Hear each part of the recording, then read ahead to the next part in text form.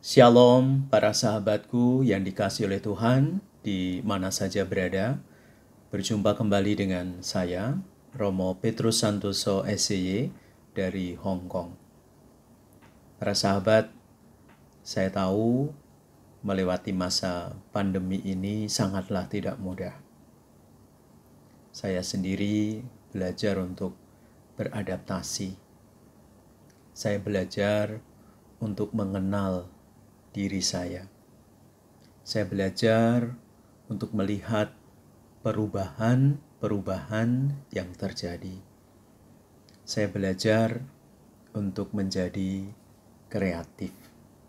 Saya belajar untuk menjadi produktif. Saya belajar untuk terus berkarya. Dan saya yakin para sahabat juga mempunyai cara tersendiri bagaimana mengatasi dan sekaligus juga melewati masa-masa pandemi ini. Tentu para sahabat mempunyai kreativitas yang berbeda bagaimana bisa beradaptasi dengan situasi yang terjadi saat ini. Karena saya yakin setelah krisis ini akan terjadi yang namanya perubahan-perubahan. Dan perubahan itu sangatlah signifikan. Kita sudah melihat itu, tanda-tandanya perubahan yang akan terjadi. Maka ketika kita menulis di Google itu ya, menulis di Google, istilah sekarang ini yang digunakan adalah the next normal. Itu the next normal. Orang sering menyebut dengan istilah juga tatanan yang baru. Nah, tatanan yang baru. Nah, saya ingin membantu para sahabat dengan renungan yang nanti akan saya berikan, itu bagaimana kita bisa mempersiapkan diri supaya kita tidak kaget ketika nanti kita berhadapan dengan tatanan baru. Kita berhadapan dengan perubahan-perubahan yang terjadi. Dan pada masa-masa sekarang ini, kalau kita tidak bisa melewati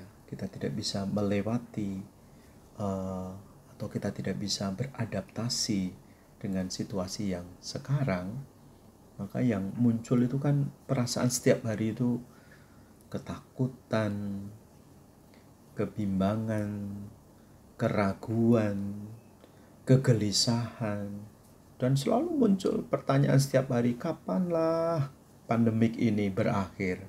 Ya, kita selalu muncul kapan pandemik ini berakhir, bahkan kita minta kepada Tuhan setiap hari, kapan ya Tuhan pandemik ini bisa berakhir dari negeriku, ya, karena kita sekarang berada di negara yang berbeda-beda. Jadi kapanlah Tuhan pandemik ini berakhir dari negeriku. Nah, maka pada bagian ini para sahabatku saya ingin menawarkan satu tema. Judulnya itu adalah ikhlas di dalam menjalani kehidupan. Nah, saya terjemahkan kata ikhlas itu dengan perfect peace,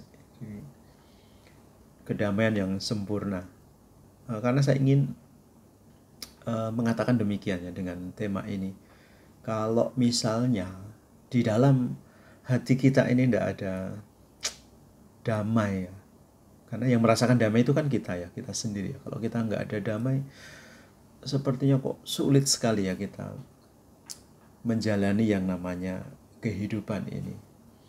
Jadi kalau kita mempunyai damai di dalam hati kita, kita rasanya memiliki yang namanya kebebasan ya, kebebasan batin ya. Kebebasan batin ini kan sangat penting, karena kalau kita tidak memiliki yang namanya kebebasan batin, itu pengaruhnya sangat luar biasa kepada pikiran kita, kata-kata kita, pandangan kita, ide-ide kita itu sangat terpengaruh. Tapi kalau misalnya hati kita itu damai gitu, saya menyebutnya perfect peace, perfect peace, hati kita damai, rasanya cara berpikir kita juga menjadi jernih ya. Cara berpikir kita menjadi jernih, lalu pokoknya clear lah, cara kita berpikir itu menjadi clear, kata-kata kita, tindakan kita itu benar-benar bisa diukur ya, bisa diukur semuanya. Oke. Jadi pada kesempatan ini saya mengajak ya para sahabat untuk belajar menjadi ikhlas seperti Abraham. Nah, ini tokoh yang para sahabat sangat akrab ya, sangat kenal dengan tokoh ini, yaitu Abraham. Dan kisahnya ini ditulis di dalam kitab Kejadian bab 22 ayat 1 sampai 19. Judul yang diberikan di sana itu kepercayaan Abraham diuji. Wow. Jadi Abraham juga mengalami dalam tanda kutip krisis ya toh, krisis di dalam batinnya. Nah, ini yang menguji adalah Tuhan ini. Bagaimana Abraham kepercayaannya itu diuji oleh Tuhan. Itu diuji oleh Tuhan. Mari kita lihat ya toh, bagaimana Abraham diuji oleh Tuhan, khususnya pada ayat 1 dan 2. Jadi pada bagian ini kita mau melihat ujian yang dihadapi oleh Abraham yang diberikan oleh Tuhan. Saya baca secara lengkap dan para sahabat bisa menyimaknya. Setelah semuanya itu, Allah mencoba Abraham. Ia berfirman kepadanya, Abraham. Lalu sahutnya, ya Tuhan.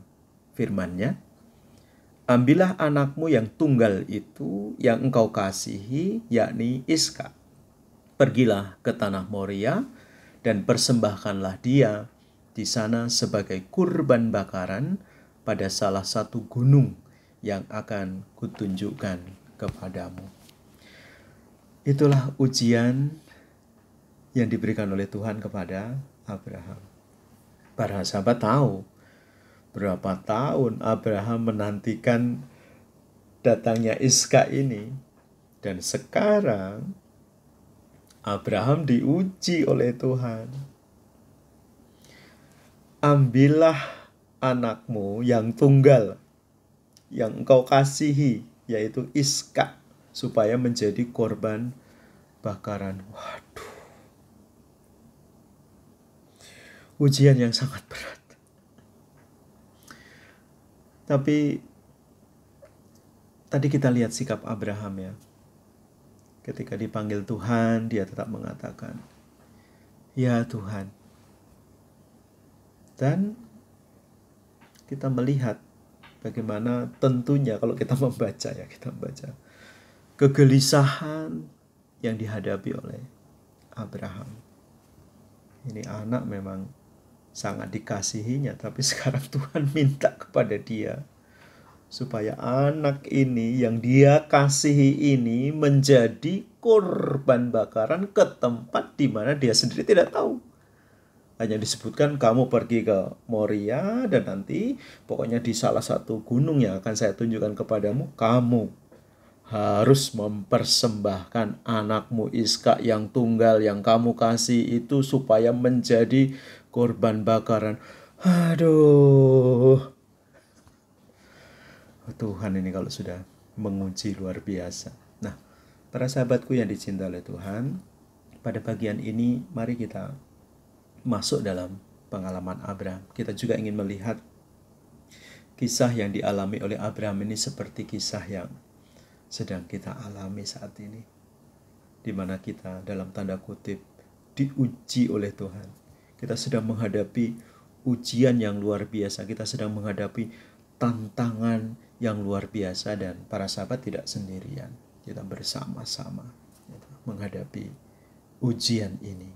Setiap hari pembicaranya kan tentang pandemi ini ya, COVID-19.